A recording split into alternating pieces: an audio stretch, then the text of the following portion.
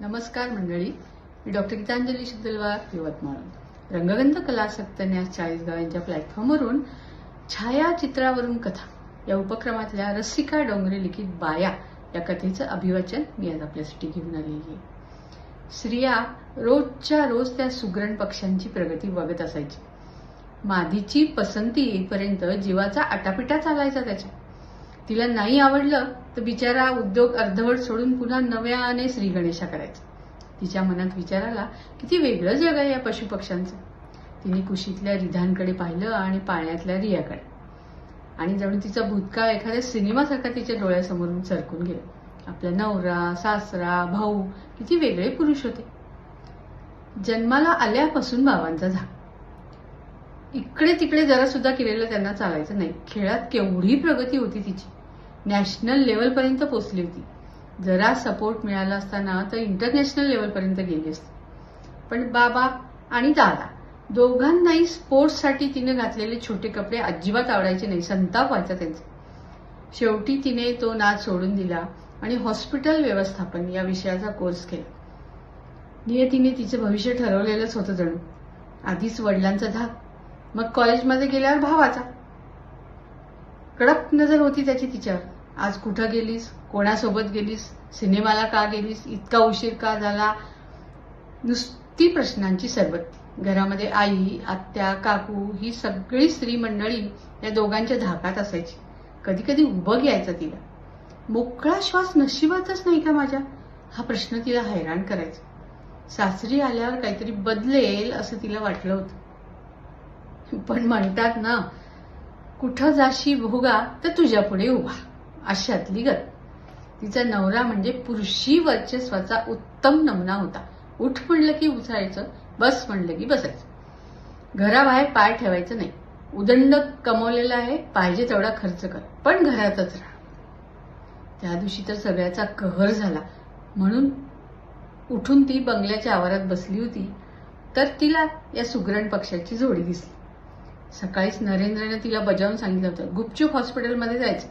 मुलगा की मुलगी ते पाहायचं. मुलगी असेल तर अबॉर्शन करायचं. माणसं एकीकडे चंद्रावर चालली आहेत. मुलींनी किती प्रगती केली आहे. तिची मैत्रिणी सीमंतिनी आणि तिचा नवरा सुमंत किती चांगलं आयुष्य जगतायत. आणि काय हे आपल्या नशिबात असं तिला वाटलं. तिच्या सासऱ्यांनी तिला स्पर्धेच्या वेळी पाहिलं होतं.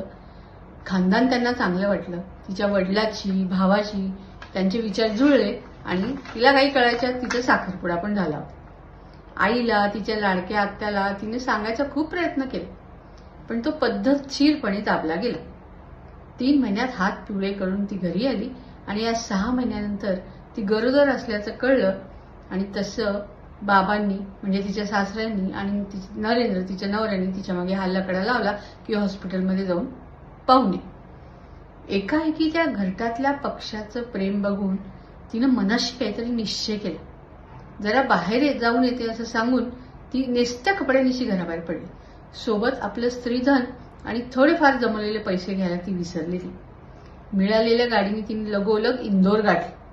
तिचा जुना मित्र सुशील आणि त्याची बायको सीमंतिनी तिथे राहत होते. दोघंही व्यवसायाने डॉक्टर होते. अत्यंत गरीब परिस्थितीतून वर आलेले असल्यामुळं त्यांनी एक गोरगरिबांसाठी मोफत दवाखाना सुरू केला होता. टाटा फाउंडेशन आणि मूर्ती फाउंडेशन यांच्याकडून त्यांना काही आर्थिक मदत मिळत असल्यामुळं त्यांचं छान चाललं होतं. श्रिया संध्याकाळी त्यांच्या दारात अवचित जाऊन उभी राहिली. त्यांना फार आश्चर्य वाटलं. घरच्यांना पत्ता लागू नये म्हणून तिने मोबाईल घरीच ठेवला होता. सगळी हकीकत सांगितल्यावर विचार विनिमय करून त्यांनी आपल्या छोट्याशा संसारात तिला सामावून घेतली. तिनं हॉस्पिटल मॅनेजमेंटचा कोर्स केलेला असल्यामुळं त्यांना तिची मदतच होणार होती. पण डिलिव्हरी होईपर्यंत काहीही काम करायचं नाही असं सीमंतिनीने तिला अगदी बजावून सांगितलं होतं. यथावकाश तिने आपल्या घरी आईवडिलांना, आत्याला आणि नवऱ्याला सांगितलं होतं, निरोप दिला होता की मला सासरी परत यायचं नाही, मला नांदायचं नाही, मला घटस्फोट हवा. तिने तसा अर्जपट केला. आणि काही महिन्यांपूर्वी देवाने तिच्या पदरात जुळे टाकले. तिला हसायला आलं. नरेंद्र आणि बाबांनी थोडा धीर धरला असता तर त्यांना 2 नातवंड मिळाली असती. आज इथं राहून आपलं स्वप्न पूर्ण करायचं. मुलांना हव्या त्या क्षेत्रामध्ये काम करू द्यायचं. आणि जमल्यास इथल्या स्पोर्ट्स अकॅडमीमध्ये इन्स्ट्रक्टर म्हणूनही काम करायचं असं तिनं ठरवलं होतं. नसेना का माझ्या नशिबामध्ये मला घरटा बांधून देणारा चिमणा, पण मीच माझं घरटं उभाईन, उत्तम रीतीने सजवे, तिने मनोमन निश्चय केला. जुनं पान तिने उलटलं होतं. सुमंतिनी आणि सुशील यांच्यासोबत इथंच राहून मुलांना घडवण्याचं तिनं मनोमन ठरवलं होतं.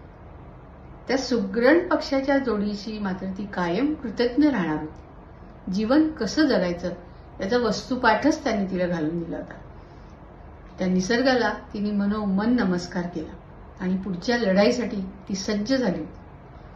कदाचित मिळेलही मला साथ पुढे आयुष्यात हवी तशी, पण त्याचा विचार आत्ता कशाला. आता या 2 मुलांना घेऊन मी माझं भविष्य घडवणार. आपणही बांधायचं एक घर आणि मनासारखं सजवायचं, आणि त्याचं नाव ती ठेवणार होती बाया. त्या बाया पक्षाचे ऋण म्हणून. त्यानेच तर शिकवलं होतं तिला स्वयंपूर्ण व्हायला. एवढं तर कृतज्ञ असायलाच हवं होतं तिनं, नाही का त्यांचं. मनाशीच हसत ती शांतपणे आपल्या कामाला लागली. कथा कशी वाटली जरूर कळवा. धन्यवाद.